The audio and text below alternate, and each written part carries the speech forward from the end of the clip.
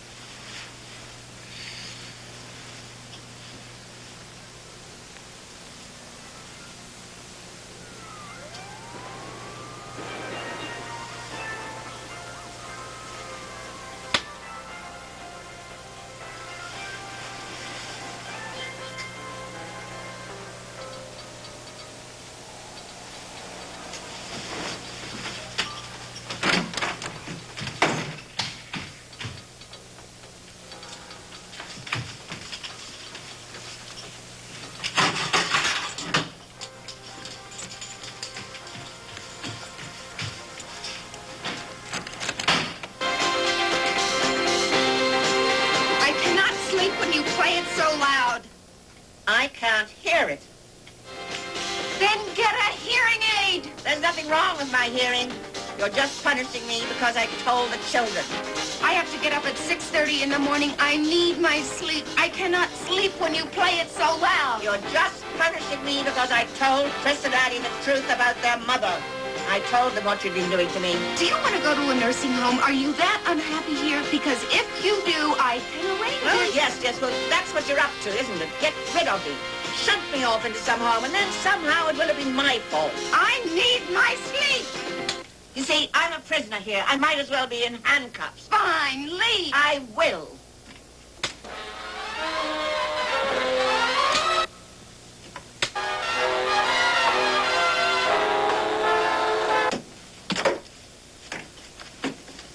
What are you doing? I'm taking the scent, Mother. You are behaving like a child. Mine. Now stop it. You're not taking this. Yes, Oh. Now, see what you've done. I've had that set for 16 years. Lou gave it to me for our 14th wedding anniversary. No more. Don't you touch me. No more. I'll call the police this time. I swear I will.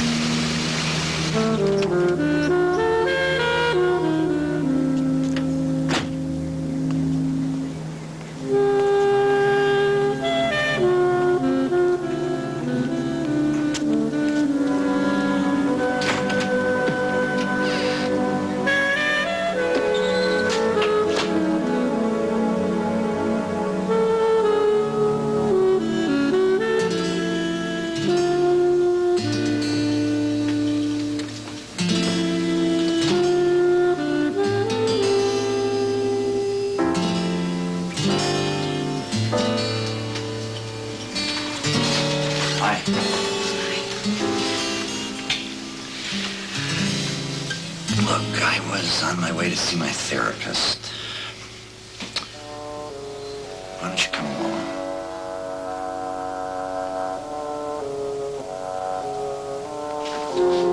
Oh, hi, Dr. Kelmar. This is my wife, Georgia. Nice to meet you, Georgia. Hi, why don't you come inside?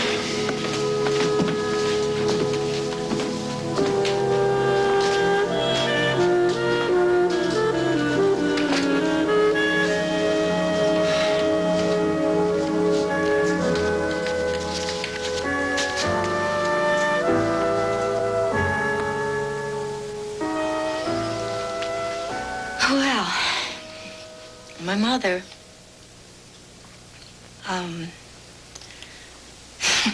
mother was an only child. She was the apple of her father's eye. And he pampered her and he spoiled her unbelievably. You'd think he was very rich, but he wasn't. You know, she had, when she was 10 years old, she had 26 pairs of shoes.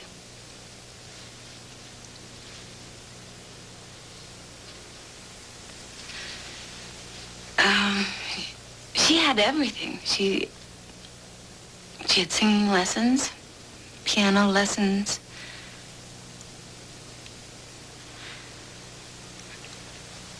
And her father died when she was very young.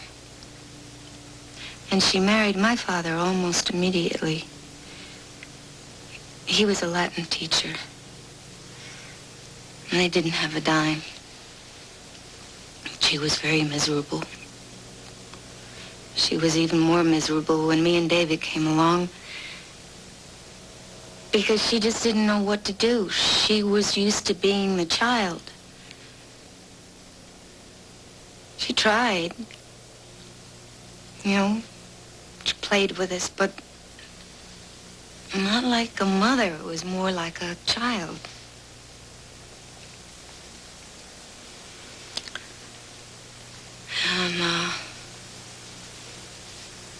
And, then my father left her.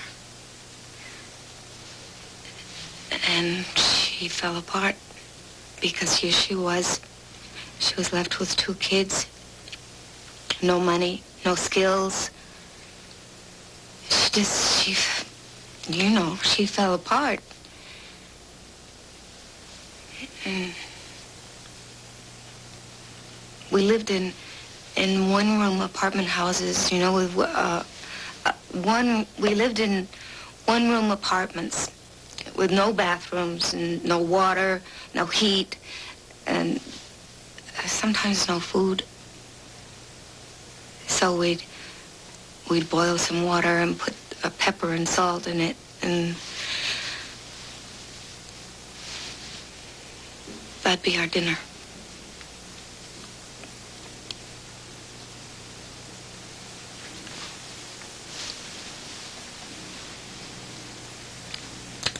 David,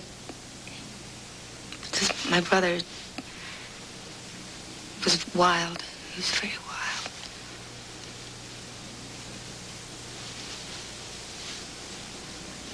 So she fell apart. It was awful. She beat you?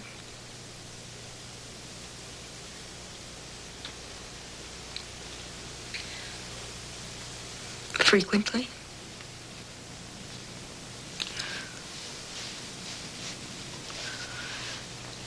She hit David a lot.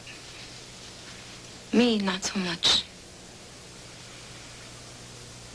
He left home when he was 16. The last I heard, he was selling pretzels on a corner somewhere. But you were a good girl.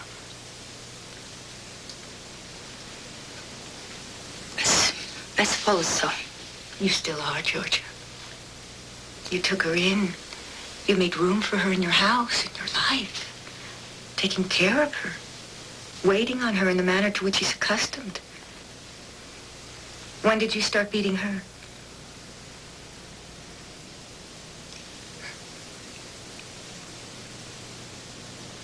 Beating, it isn't beating. I can't call it beating.